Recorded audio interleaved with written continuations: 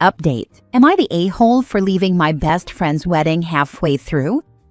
Original post. I, 25 female, have been best friends with Kara, 26 female, since we were like 13. We've been through everything. High school drama, bad breakups, moving to different cities, all of it. When she got engaged last year, I was genuinely thrilled for her. She asked me to be maid of honor and I said yes without even thinking. Now here's where it gets messy. Kara met her now husband Evan about 3 years ago. I've never been his biggest fan, not because he's done anything terrible to me personally, but because he has this way of subtly belittling Kara in front of people. Like she'll tell a story, and he'll cut in with, "That's not how it happened," or "You're being dramatic." I've brought it up to her before, gently, and she just says, "That's how we joke." Fine, whatever. Leading up to the wedding, I was heavily involved, planning the bachelorette, running errands, making sure she ate on the day of because she was stressed as hell. The actual wedding day started fine, but little things piled up. First, Kara's mom pulled me aside in the morning and basically told me not to outshine the bride in any way. I was wearing the dress Kara picked, so that threw me off. Then at the reception, Evan gave his speech and thanked his brother, who he said was basically the best man and maid of honor combined. He didn't mention me at all. I laughed it off because maybe it was just nerves, but I saw a couple of people at my table give each other a look. Later, during the bouquet toss, Kara jokingly aimed it directly at her cousin instead of tossing it normally, then turned to me and said, loud enough for people to hear, "Well, you'll be single forever anyway." Everyone laughed. I laughed too, but it kinda hurt. The final straw was during the dancing. I was at the bar chatting with a mutual friend when Evan's brother came up and said, "Hey, Kara told me to tell you not to hog the attention on the dance floor. You're making her uncomfortable." I hadn't been dancing weird or anything, just normal wedding fun, but apparently me existing in her orbit was now a problem. I went to find Kara to ask what the deal was, but she brushed me off with, "Can we not do this right now? It's my day." At that point, I felt like I was just not wanted there. I'd spent months helping plan this wedding, paid for travel, address, gifts, and here I was being treated like I was crashing the party. So I told her I wasn't feeling well and left before dessert. When I got home, my phone blew up with texts from Kara. At first it was, "Where did you go?" Then, "I can't believe you ditched my wedding." And finally, "Everyone's asking where my maid of honor went. Do you know how bad this makes me look?" I explained I felt unwelcome, and she said I was being selfish and making it about me on her wedding day. I didn't respond after that. Now a couple of mutual friends are saying I overreacted and that weddings are stressful and people say things they don't mean. So Reddit, am I the a-hole? Now for the top comments before reading the update. A common theme in these types of posts is failure to communicate. When Kara's mom told you not to outshine her in any way, your response needed to be, "What do you mean by that? Please be specific." When Kara made the comment about you never getting married, you should have responded, "Wow, that was really mean. Is everything okay? Are you having second thoughts about the marriage?" When Kara sent Evan to tell you not to hog attention on the dance floor, you should have immediately gone to her and asked what she meant by that. When she blew up your phone with, "Why did you leave texts?" you should have responded, "I kept being told I was outshining you, and since I wasn't doing anything to outshine you, the only solution to not outshining you was to leave." Is Kara that unattractive that she's so easily outshone? Lol, I don't think it's about attractiveness. It's about her insecurities and how she handles them. I tried asking for clarity multiple times, but she wouldn't actually answer. Leaving was just me stepping out of a situation where nothing I did would be seen as okay. Not the a-hole, but have we considered that the groom may not like you because of what she has said to him about you? Honestly, I hadn't thought of that. I mean, I've never had any big fights with him or anything, but I guess it's possible. Kara's never hinted at saying anything negative about me to him though, but then again, I wouldn't really know if she had. Now for the update. Hi everyone! I didn't expect my original post to get that much attention, but since so many of you asked for an update, here it is. After the wedding incident, I decided to take a step back from Kara completely. I didn't block her, but I stopped initiating any contact. She eventually called me a few hours after I made the post, clearly trying to play the victim. She said she couldn't believe I left her wedding over nothing and that she's never been so humiliated by a friend. I told her very calmly that I didn't appreciate being told multiple times throughout her wedding day that I was outshining her, when all I was doing was existing. I pointed out that I followed the dress code, danced like everyone else, and never once tried to make the event about me. She tried to say it was just banter when she made that comment about me never getting married, but I reminded her that it wasn't just that. It was her mom warning me before the wedding not to steal the spotlight, her sending her husband to tell me to stop dancing so much, and then blowing up my phone the moment I left. I told her if she really believed I was stealing the spotlight simply by being there, then she needs to look inward and figure out why she feels so insecure. The conversation didn't go well. She accused me of being jealous of her marriage, which is laughable because I would never want to marry someone like her husband, who didn't even have the decency to mention his wife's best friend in his speech after a decade of friendship. I told her I don't want to be in a friendship where I have to shrink myself to make her feel better. We haven't spoken since. From what I've heard through mutual friends, she's been telling people that I stormed out of her wedding to cause drama. Luckily, most people were there and saw how ridiculous that is.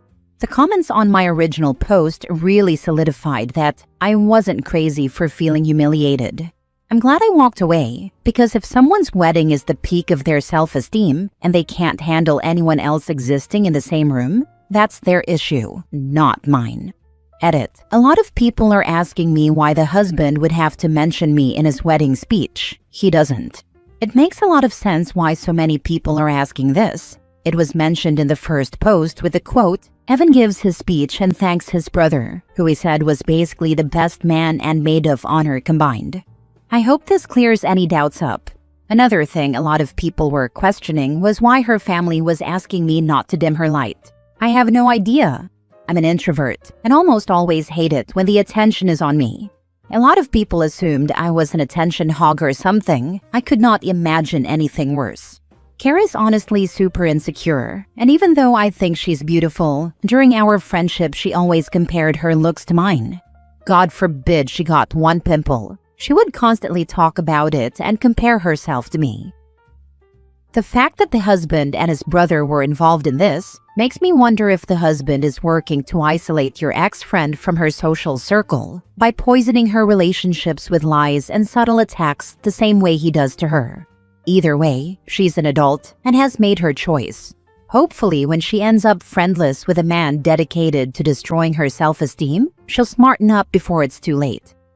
This is exactly my impression. In my teens and 20s, I dated a guy who systematically isolated me from my friends and my family so he could control me entirely. Then he started breaking me down mentally when I had no more lifelines, and then the physical abuse began. I was too scared to leave, until one day when, to make a very long story short, he injured my dog and almost killed her because he was mad at me for something I didn't do. He threw her over 6 feet into a shallow rocky bottom creek. Fortunately, she survived and lived 13 more years. I cut the apartment lease and moved in with the only friend I still had. I guess the only person he didn't feel threatened by, trained my dog in personal protection and bite work. She did amazing, and ended up dating a police officer for a couple of years while slowly rebuilding my other relationships. Luckily, I'm now married to a man who respects and supports me and loves me almost unconditionally. I still have a lot of trauma from the past, and he helps me through it when I get overwhelmed. The husband's behavior here reminds me of the transition from early to middle stages of what my ex did, and that makes me really uncomfortable for Kara. I am so sorry. I truly hope you're doing all right now. You didn't deserve any of that. I'm glad to hear you're doing better. She's obsessively jealous of you. I had this happen with a friend of mine who was getting married. She kept yelling that I dated hotter guys than her husband. I didn't want her husband. We have the exact opposite taste in guys. I have never once said anything mean about the guy she dated, but she decided to rip into me. Years later, it actually came out that she was just unhappy about getting married because she doesn't believe in monogamy and was mad that I was single and basically living her dream. so you have nothing to be apologetic about. Forget her. I hope she gets the therapy she needs, but you don't need that negativity in your life. Next story. Am I the a-hole for not talking to my sister since my wedding after her affair being exposed ruined the day? I, 26 male, married my wife Ella, 26 female, 4 months ago, and it's been 4 months since I spoke to my sister Valerie, 31 female, after her affair was exposed during our wedding reception. It led to a fight between her husband and the affair partner, who happens to be Ella's brother's best friend. The two were married, and they snuck off to continue their affair but were caught by Valerie's husband. There was yelling, punches thrown. My sister was hysterically trying to get her husband to calm down and take back what he said. I assume he said he was done with her, and they brought it back into the ballroom for everyone to witness. The cops had to be called, and Valerie's husband was insulting her and calling her every name a person might think of. The guy's wife got involved once she realized it was her husband. She jumped in, and Valerie ended up having her dress shredded and some hair pulled out. This became a huge distraction, and Ella and I decided to leave early because most of our guests ran off after that. Valerie's husband, the affair partner, and his wife were all arrested, and Valerie was taken to the hospital. My parents told me she was released 12 hours later, and I told them I didn't care and didn't want to talk about her or to her. Valerie did try reaching out, but I ignored her. She mostly cried about how her life was ruined and that she needed her brother. It was an afterthought, like several weeks of an afterthought, when she apologized for what happened, but she tried to say none of it was her fault. I refused to talk, and I still don't want to. My parents have passed along apologies for her, and I have told them to stop. They say I need to talk and Val needs me. They said she was the biggest victim since she needed to be taken to the hospital, and surely Ella and I don't place any blame on her. But she knew her husband and the affair partner's wife were at the wedding. She chose to go off and screw around on her husband during my wedding reception. She made risky choices and didn't give a crap about my wedding. So, am I the a-hole? Now for the top comments. I don't blame you for going no contact.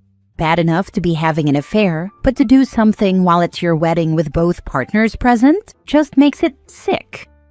I know, she knew where she was and who was there. The fact she wanted to chase the thrill or whatever was going through her head doesn't excuse it for me. Your parents are delusional for thinking she's the victim. The husband and the affair partner's wife are the victims. She just got a little karma. Instead of celebrating with you, her brother, she was out chasing her own high. She didn't care about you, so why should you care about her now? I am sure your wife is shattered. I hope you were able to enjoy your honeymoon. Not the a-hole. Not the a-hole. She actually snuck off during the reception with the affair partner? That's a bold move, Cotton. She actually did that, and so did he. And they actually thought no one would notice? How quick a quickie were they planning? It wasn't that quick, which is a big part of why they were found out. Not the a-hole. I'd never speak to her again. Choosing to sneak off with her own husband for a quickie would have been rude AF at her brother's wedding. Doing it with the affair partner? Yeah, you don't want trash like that in your life. Also, laughing my butt off at her being the biggest victim. She absolutely deserved to get the crap beat out of her, and it is all her fault. I wouldn't have cared if she went off for a quickie with her husband. It's the affair partner at my wedding while their spouses are present. That's what I find rude and just downright trashy to do because there was always a risk. Last story. Am I the a-hole for ending things with a guy after 1 week because he already had our wedding planned? I, 34 female, just started seeing this guy recently, and honestly, I was excited about it. For the past couple of years, my life has been all about school and work. Between classes, late-night assignments, and keeping up with my full-time job, I haven't had much energy to invest in dating. I'd been feeling like I was missing out, though. It seemed like everyone around me had someone, while I was stuck balancing textbooks and deadlines. So when I matched with this guy and we actually clicked right away, it felt like such a refreshing change. The conversation flowed naturally. I didn't feel like I had to explain myself or fill every silence. And for the first time in a long while, I let myself get a little excited about where things could go. Our first date went really well. We met up for coffee and ended up talking for hours. He seemed normal, funny, charming, attentive. There weren't any awkward pauses or red flags, just good back-and-forth conversation that made me feel comfortable and hopeful. I even left thinking to myself, okay, maybe this is promising. Maybe I've finally met someone I could actually see a future with. The second date, though, took me by surprise. We were barely halfway through dinner when he looked at me and said, "I could really see myself marrying you someday." I laughed because, who says that on the second date? We had only known each other for a few hours total, and marriage was already being brought up? It felt premature, but I brushed it off as excitement. Maybe he was just enthusiastic, or maybe he didn't mean it literally. I decided not to overthink it and kept giving him the benefit of the doubt. By the third date, things escalated further. Out of nowhere, he brought up baby names. Baby names. He started talking about what we could name our kids, as if we had already agreed we were going to have them. The problem is, I don't want children. That was one of the first things we discussed before even meeting in person, and I had been very clear about it. So when he brought it up, I was instantly uncomfortable. Still, I wanted to be fair and not just shut him down. I told him calmly, "Hey, this is moving really fast for me. I'd like to slow down and actually get to know each other before we start talking about marriage or kids." His response, "When you know, you know." Keep in mind, we had known each other for exactly 7 days at this point. 1 week. And instead of slowing down, he doubled down. By the end of that same week, he was texting me Zillow links for houses he thought we could buy together to raise our family in. Houses, kids, marriage. He had planned out our entire lives together before he even knew basic things about me, like my favorite color or how I take my coffee. That was my breaking point. I ended things right then. I told him I do want a serious relationship, but I refuse to be love-bombed or pressured into an entire future with someone I've just met. His reaction wasn't pretty. He got angry, told me I was throwing away a good thing, and accused me of wasting time on meaningless dating games. But to me, there's a difference between genuine interest and someone trying to lock you into a fantasy they've created after only a handful of dates. I want love, yes, but I want it with someone who actually takes the time to know me, not with someone who sees me as a role to fill in a life script they've already written. So, am I the a-hole for ending things after only a week because a guy had already mapped out our marriage, kids, and future house before even learning the smallest details about me? Not the a-hole. Wanting a serious relationship doesn't mean rushing into marriage and kids with someone you barely know. Ending it was smart. 1 week in and he's naming babies like it's The Sims. Nah, you made the right call. Not the a-hole at all. Forget that the whole thing is super weird, but you repeatedly told him this was too much for you and he didn't seem to care at all. Personally, I couldn't see myself with someone who disrespects my feelings and boundaries so overtly. Good on both of you, him for shooting at you right away, and you for dodging that massive bullet LOL.